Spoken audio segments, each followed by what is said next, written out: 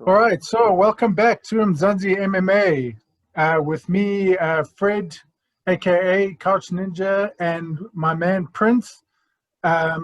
We are today discussing the GOAT. If you guys are into what we do, please like and subscribe. We want to say that we got good news this week. 3 brand new subscribers. Mean Sports, who's got a pretty cool MMA channel himself, some nice analysis there. We've got a guy called Brian Gillies, and Natasha Conjera. We even got a female subscriber. Not that that means anything. I mean, it doesn't matter whether what equipment she's rolling with. But anyway, it's good to have variety. And let me start off with a question addressed to you, Prince, which I've got here.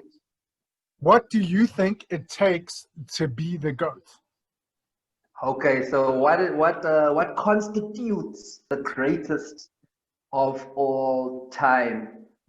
Opinions will vary across the board, but let's me and you dissect it here real quick.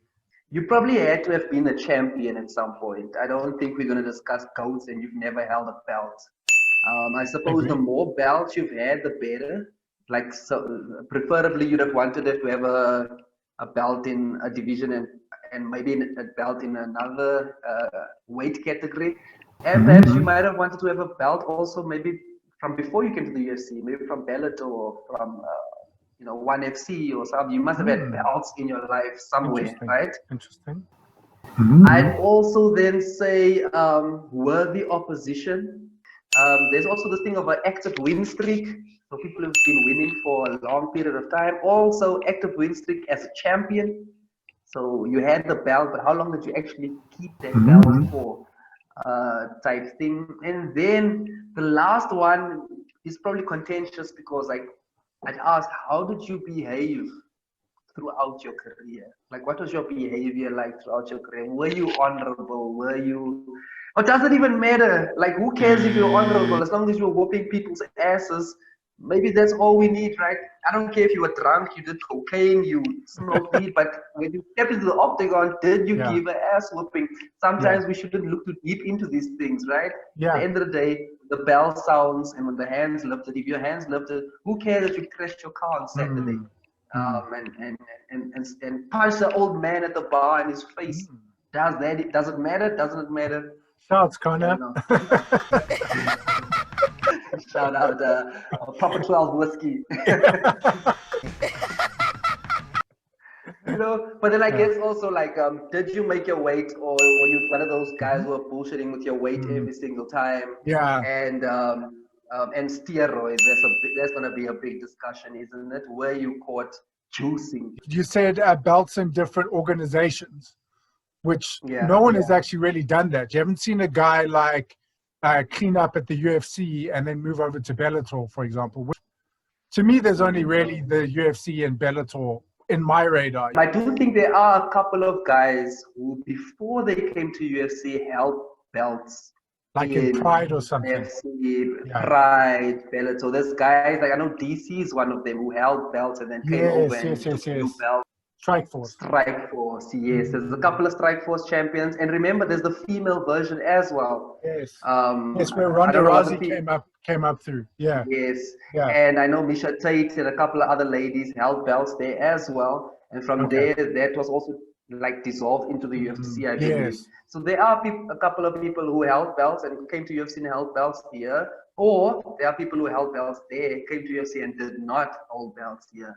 So, for instance, Ellis Overeem's one of them. Ellis Overeem's won like a whole lot of belts outside the UFC. K1 kickboxing. So that's what I mean.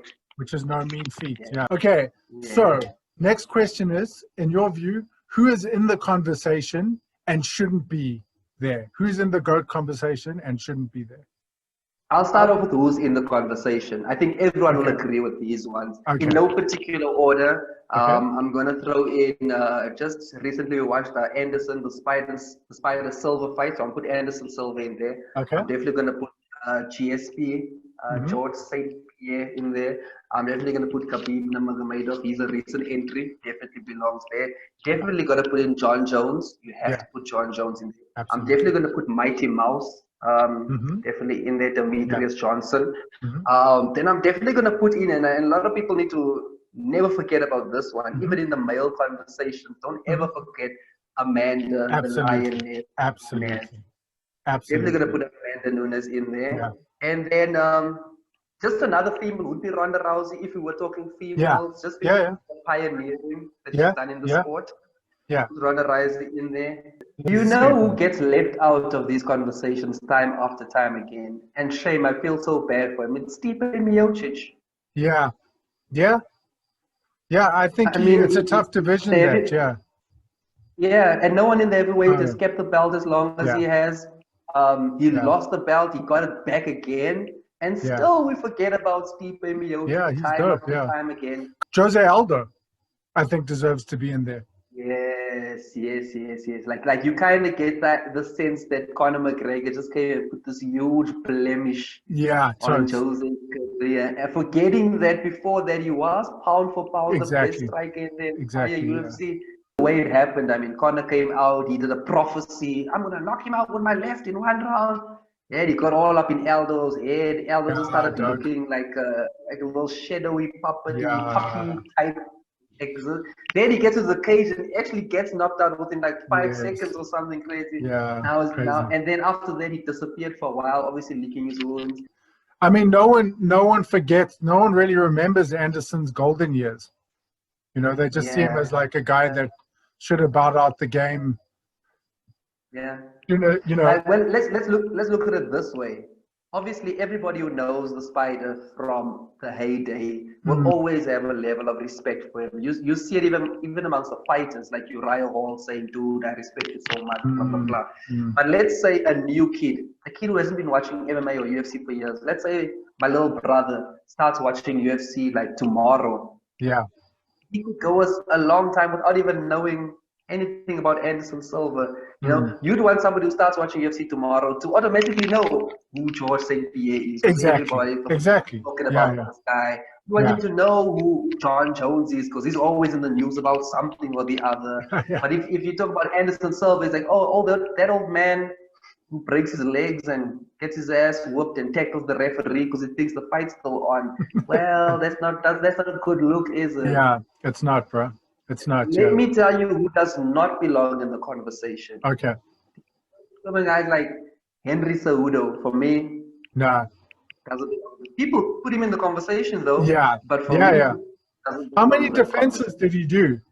And also, did he get two belts in the end? That fight that he took. Yeah, I think he Yeah. did. I think he did. Yeah. He fought well. I think he's got his accolades, but I'm definitely not putting him above Mighty Mouse. Hell no. If you're the GOAT, you retire on top. Because remember, like, there's something called the fight Ring. IQ. Yes, fight IQ. Decisions you make while you're fighting, your fight IQ. And I think a part of fight IQ should be knowing when to stop fighting, period. I mean, For it takes real. fight IQ to be like, For I real. should stop fighting. Yeah, You know what I'm saying? exactly. And Anderson just had his fight IQ lacked when to stop. Now he's just Yeah, losing to everything big and hairy. yeah. And Uriah. I agree. You have to be like a BJ Penn who's like on the undercard now. Speaking of which, once again, guys like BJ Penn, if they had timed retirement well, they'd probably be up for GOAT status as well. Exactly. You know, now it's done, it's a wrap. Now Exactly. he's still fighting. There's a YouTube video of him getting knocked out in the streets by some bouncer.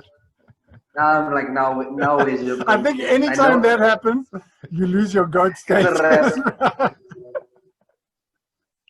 It's a wrap after that. I'm Usually like, it's UFC I fighters that know, knock out unruly or choke unruly people. You can't be out there getting knocked out yourself. I know we said take fights to another organization, but we didn't mean take it to the streets and lose bro. virally. We didn't mean YouTube, bro. We meant where there's a ref. We meant one FC or something. Yeah, something. We meant where there's a ref. And the ref can't be your friend. He's like, bro, I think you've had enough. So, Okay. So I've got two more questions. Question number one. Who do you think are up and coming GOATs? Definitely Israel Adesanya. Okay, I agree. I think a couple of more wins for Adesanya, which can happen. I know we said the Jan Blachowicz fight was going to be a tough one, but that's what it takes to be a GOAT, is to beat Jan Blachowicz. We said your opponents is what makes you at the end of the day. So beat Jan and then eventually go and fight John. Beat him. Then if you beat John, John's out of the conversation. You are the new. Especially if you've come up one division to dominate the champ and one of the greatest in the sport. There are some fighters that I just love to watch that I feel could have GOAT status if they continue to do what they are doing.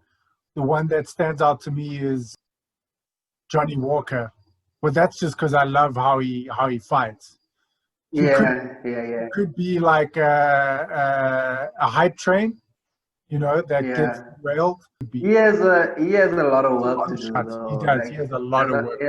Like for him to be in that conversation, that's a lot. Like there's a lot of star fighters out right now. Even like this guy, Peter Yan. I think he's the champion in the bantamweight.